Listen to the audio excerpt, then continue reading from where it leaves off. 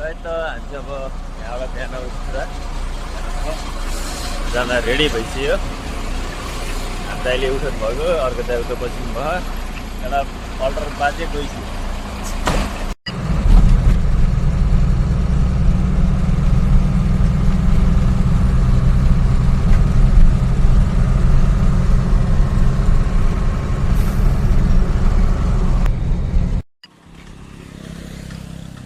केको जाममा फस्यो जाम पनि यति खालको अलिक भर्खरै जस्तो लागेको थियो। कहाँ पुग्यो, हावा लोड छ, पहाडी लोड छ,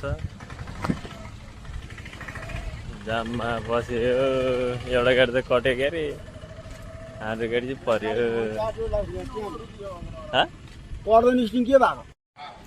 लाइट चाहिँ हामी चाहिँ अब अहिले बङ्गलादेशमा यता छिर्छ अनि यहाँ स्याम्पल चेक भइरहेछ।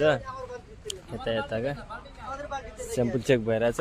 मेरो गाडी मैले यता राखिदिएँ अनि गाडी आएन अरे फेरि। त्यसो त एक हप्ता बेसी भइसक्यो, एक हप्ता ठ्याक्कै पुगिसक्यो। त्यही भएर त्यो आज गाडी आएन, स्याम्पल चेक भइरहेछ। दुईवटा गाडी यहाँ, एउटा गाडी यहाँ, एउटा गाडी यता अनि यहाँ पार्टीवाला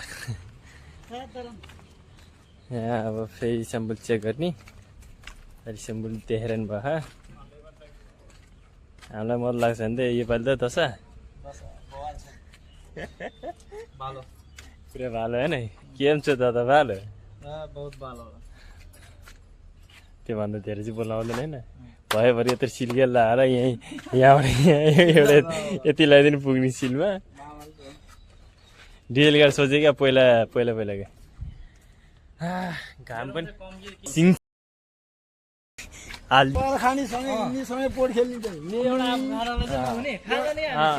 ठिक छ के बनाइदिने मै नि हो, बनाइदिने मै नि हो। अनि अब खाली चाहिँ भएन। अब बाजे खाली गर्न लाग्यो भने बाजेले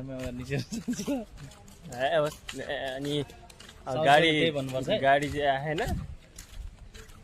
अब गाडी नआएर अब बस्ने अब भोलि चाहिँ आउँछ भने अब हामी चाहिँ निक्लियो बाहिर जाने टक्क चिया। अब चिया त होइन, गर्मी छ, चिसो चाहिँ खाएर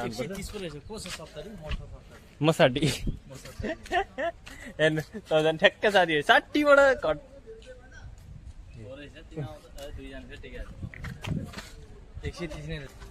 अब चाहिँ हामी बाहिर चलिदिएको खाजा खानु पऱ्यो।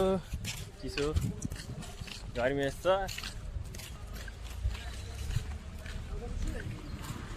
यहाँ चाहिँ तर धेरै आउँछ नेपालीहरू पढ्नलाई।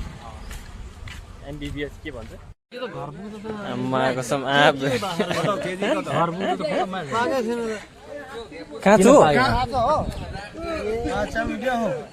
यस्तै हो रे खाने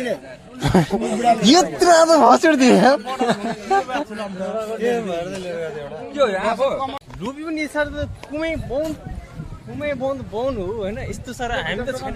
हामी जहाँ बस्यो त्यहाँ आफ्नै घर जति होटेल यो सानो चिया पसलभित्र होइन। मस्त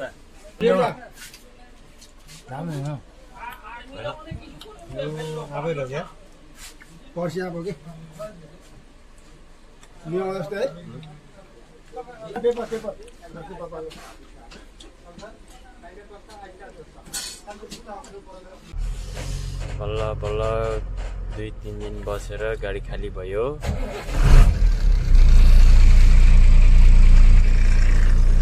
अनि यहाँ बङ्गलादेश आएर 3 दिन भयो।